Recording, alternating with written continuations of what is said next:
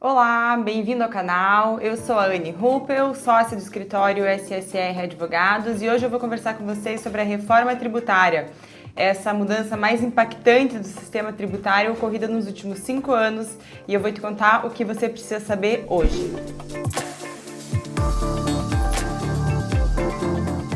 Para a gente entender a reforma tributária, o ponto inicial é entender o motivo dela existir. Depois de 50 anos discutindo reforma tributária, enfim, veio a emenda constitucional que fez toda uma reformulação no sistema tributário sobre o consumo.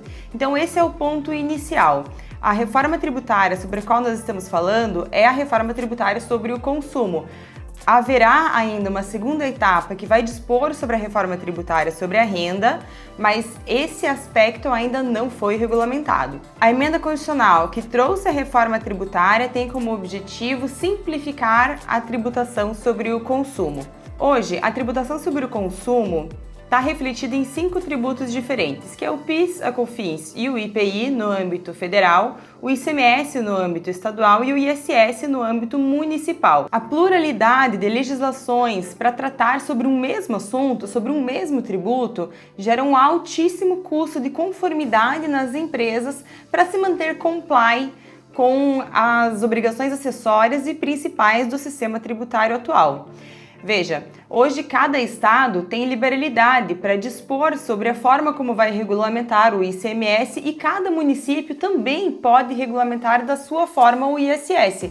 Evidentemente existem parâmetros dispostos em legislação federal que tanto os estados quanto os municípios precisam respeitar, mas cada estado e cada município tem a possibilidade de regulamentar da forma como melhor lhe convir o ISS e o ICMS dentro dos seus territórios. Frequentemente acompanhamos no judiciário disputas sobre conflito de competência entre estados e municípios para tributar uma determinada operação. Durante décadas, estados e municípios brigaram na justiça para ter a competência de tributar sobre as operações de software. Houve discussões como qual é a natureza de um contrato de software, se é uma compra e venda ou se é uma prestação de serviço, se é uma prestação de serviço ou se é um licenciamento, ou seja, se estaria sequer no campo de incidência de algum desses tributos. E após anos de discussão, consolidou-se o entendimento, então, de que nesse caso específico incidiria o ISS sobre o licenciamento de software, estando fora do campo de incidência do ICMS. Bem, esse é um exemplo clássico de como um sistema tributário altamente complexo, com uma base de incidência amplamente fragmentada, contribui para a insegurança jurídica.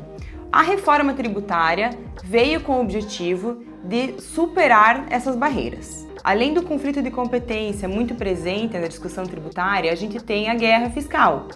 Como cada estado e cada município tem liberalidade para dispor sobre alíquotas, bem como instituir regimes tributários favorecidos para determinados setores da economia, a decisão da atividade empresária, ela não é apenas pautada nas especificidades da sua própria atividade, do seu objetivo social, mas sim influenciada em função do sistema tributário. E esse é um fato que distorce os setores da economia, distorce os preços em função da tributação. O novo sistema propõe a criação de 2 tributos irmãos: a contribuição sobre bens e serviços de competência federal e o imposto sobre bens e serviços de competência estadual e municipal. A gente fala em tributos irmãos, pois o campo de incidência, as alíquotas, eventuais regimes diferenciados ou mesmo alíquotas favorecidas serão tratadas de forma igual, tanto para a CBS quanto para o IBS.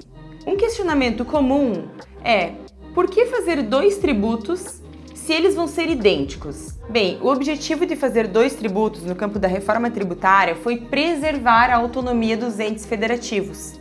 É uma cláusula pétrea, ou seja, imutável na nossa Constituição Federal, que os entes federativos têm autonomia. Portanto, caso na reforma fosse criado apenas um tributo de competência federal, no qual a União ficaria responsável por repartir toda a arrecadação para os municípios e para os estados, os entes administrativos municipais e estaduais ficariam à mercê da União Federal para as suas receitas públicas. Portanto, a solução para garantir a autonomia dos entes federativos e simplificar o sistema de tributação sobre o consumo, foi a criação do IVA dual. Além disso, a reforma tributária trouxe também o imposto seletivo. Esse é um imposto novo, foi um novo tributo criado no nosso sistema que não existia até então.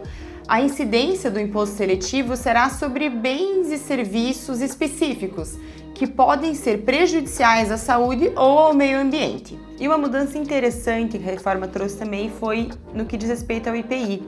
Inicialmente, o objetivo da reforma tributária era incorporar o IPI também no IVA dual. Então, extinguir o IPI assim como foi feito com PIS, COFINS, ISS e ICMS. Porém, para resguardar o benefício fiscal da Zona Franca de Manaus e o desenvolvimento da região, foi preservado o IPI com alíquota zero para a maioria dos produtos e apenas de forma tributável para as operações que são beneficiadas pela Zona Franca de Manaus. Outra alteração importante que a reforma tributária trouxe foi o cálculo por fora dos tributos. Por que isso é importante? Atualmente, a gente faz o cálculo por dentro. Isso significa dizer que quando eu vou calcular o tributo para recolhimento, além da base do valor do bem ou do serviço específico, eu preciso incluir também a projeção do tributo incidente sobre essa operação. Então, a minha base de cálculo é o valor do produto acrescido para a projeção do PIS, de COFINS, do ISS ou ICMS, depender do tributo que incide. Com a reforma tributária, o IVA dual vai seguir o método contrário, vai ser um cálculo por fora. Então, o sistema os tributos vão incidir exclusivamente sobre o valor do bem ou do serviço que está sendo operacionalizado. Outra alteração muito relevante trazida pela reforma tributária foi em relação à competência territorial. O sistema tributário atual, a gente recolhe os impostos, como regra, na origem. Então, o prestador de serviço recolhe os tributos, o ISS, para o município no qual ele está estabelecido, a regra geral. A indústria ou o atacado recolhe o ICMS em favor do estado no qual ele está estabelecido, regra geral. Com a reforma tributária, o IBS será devido no local de destino.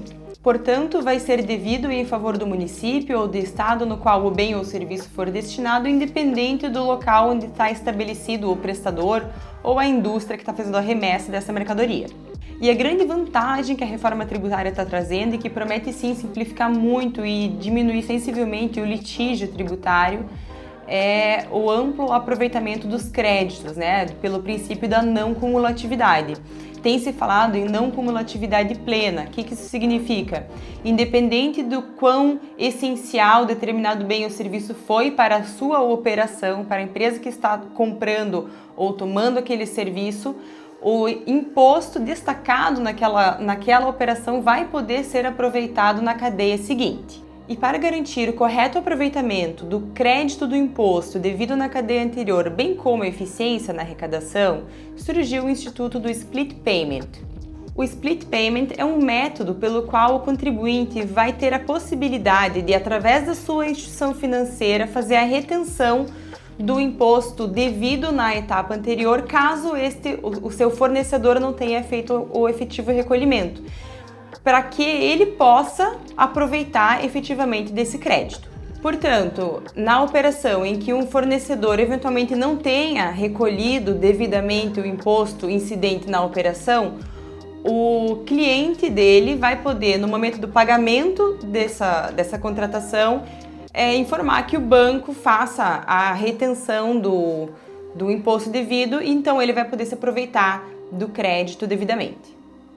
Em relação ao IBS, então ele vai ter competência compartilhada dos estados e dos municípios e vai ser organizado por um comitê gestor, que terá como responsabilidade efetuar o repasse da arrecadação para os seus destinatários, municípios e estados. Em relação à CBS, esta será de competência privativa da União e não haverá, a princípio, nenhum comitê para a gestão desse recurso.